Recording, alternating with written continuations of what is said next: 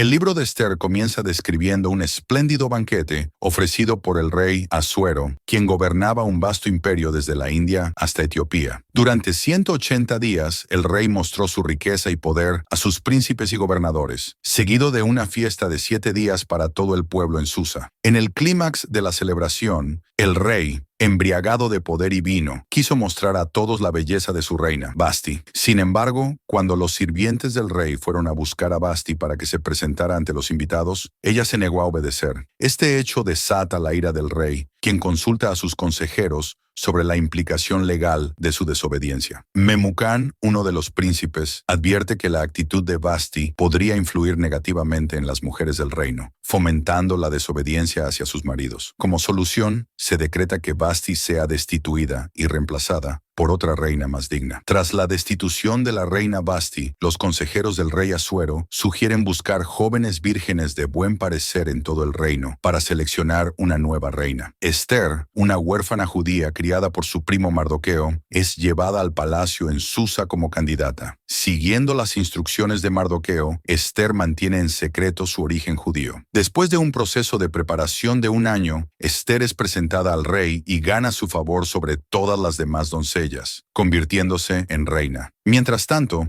Mardoqueo descubre un complot de 2 eunucos contra el rey. Al informar a Esther, ésta advierte al rey en nombre de Mardoqueo. Los conspiradores son ejecutados y el incidente se registra en las crónicas reales. Después de la coronación de Esther, el rey Asuero elevó a un hombre llamado Amán a una posición de gran poder. Al ver que Mardoqueo, un judío, se negaba a inclinarse ante él como señal de respeto, Amán se llenó de ira. Inicialmente planeó vengarse solo de Mardoqueo, pero al descubrir que éste era judío, decidió ampliar su plan para destruir a todo el pueblo judío en el reino de Persia. Amán convence al rey de que hay un pueblo disperso en el reino, cuyas leyes difieren de las del rey, argumentando que representan un peligro y deben ser eliminados. Ofrece pagar 10,000 talentos de plata a cambio de la aprobación para ejecutar su plan. El rey accede, entregándole su anillo para sellar los decretos. Se redacta un edicto, enviando cartas a todas las provincias del reino, ordenando la destrucción de los judíos, jóvenes, ancianos, mujeres y niños, en un mismo día, el 13 del mes de Adar. Además, se autoriza el saqueo de sus bienes. Al enterarse del terrible decreto de Amán, Mardoqueo quedó devastado. Rasgando sus vestiduras y cubriéndose de ceniza, expresaba su dolor y desesperación públicamente. La noticia de la inminente destrucción del pueblo judío se propagó rápidamente por todo el reino, provocando un profundo luto y ayuno entre los judíos. Esther, al enterarse de la situación, también se sintió profundamente afectada. Sin embargo, era consciente del gran riesgo que implicaba acercarse al rey sin ser llamada. La ley establecía que quien entrara al patio interior del rey sin ser invitado sería condenado a muerte, a menos que el rey extendiera su cetro de oro en señal de perdón. Mardoqueo, desesperado, envió un mensaje a Esther instándola a interceder ante el rey, diciéndole que su silencio no la salvará, pues la liberación vendrá de otro lado, y quizás fue puesta como reina para este momento. A pesar del gran peligro, Esther decidió obedecer a Mardoqueo y hacer todo lo posible por salvar a su pueblo. Esther declaró: «Si perezco, que perezca». Al tercer día de ayuno, Esther se viste con su ropa real y se presenta en el patio interior del palacio del rey Asuero. El rey la ve con agrado y extiende su cetro de oro, permitiéndole acercarse. Esther, con humildad, invita al rey y a Amán a un banquete que ha preparado. Durante el banquete, el rey le pregunta por su petición, prometiendo concederle incluso la mitad del reino. Esther, cautelosa, pide que ambos asistan a otro banquete al día siguiente, donde revelará su solicitud. Amán, lleno de orgullo por la invitación exclusiva, regresa a casa contento. Sin embargo, su alegría se desvanece al ver a Mardoqueo en la puerta del palacio, quien nuevamente se rehúsa a honrarlo.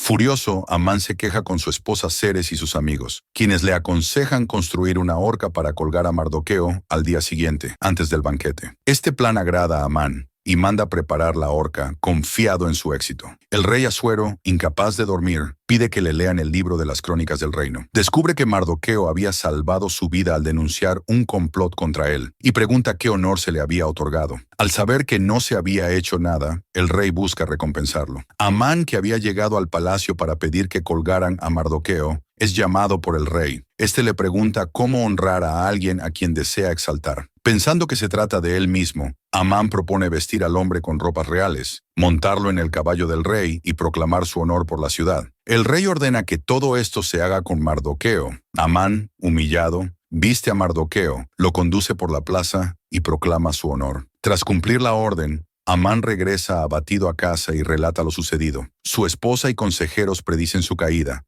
señalando que no podrá vencer a Mardoqueo por ser judío. Mientras hablan, los eunucos del rey llegan para llevar a Amán al banquete que Ester ha preparado.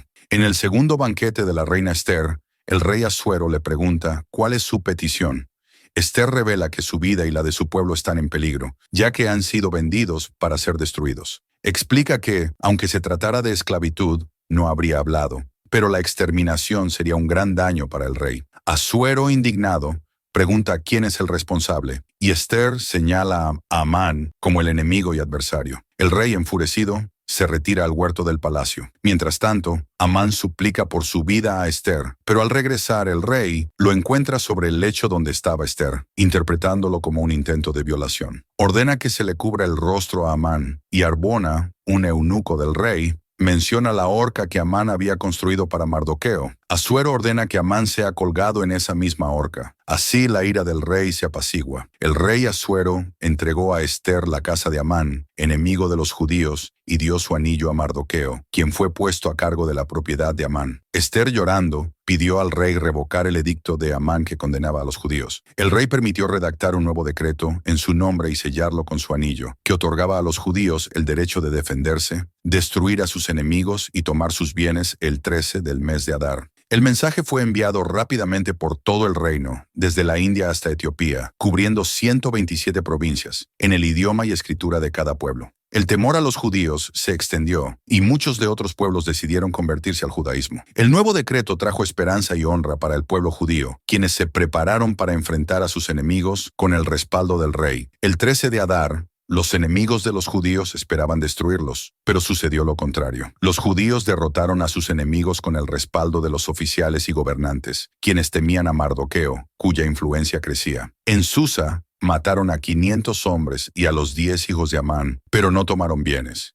Celebraron su victoria con banquetes y alegría, estableciendo los días 14 y 15 de Adar como fiestas anuales de paz y regocijo.